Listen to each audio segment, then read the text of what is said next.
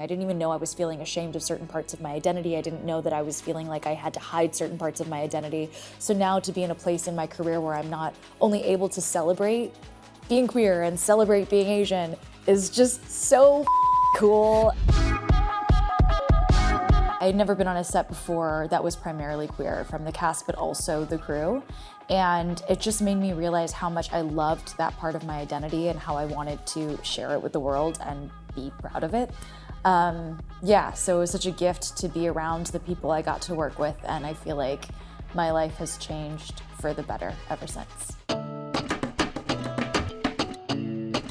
Being on a set that was not just like primarily Asian, but was also primarily queer, I just thought to myself, wow, I feel like I can breathe.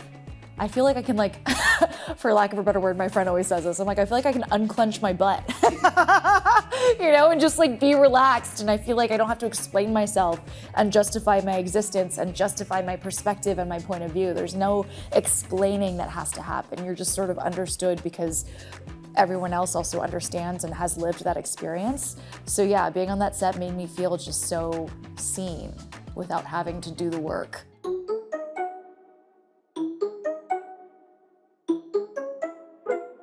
Playing Raya and playing Rose, they're just so, those properties are so much bigger than anything. I don't know, I still am like at a lack for words because it's just unreal that I got to play those characters. I think it's such an honor to be part of things that I wish existed when I was a young girl.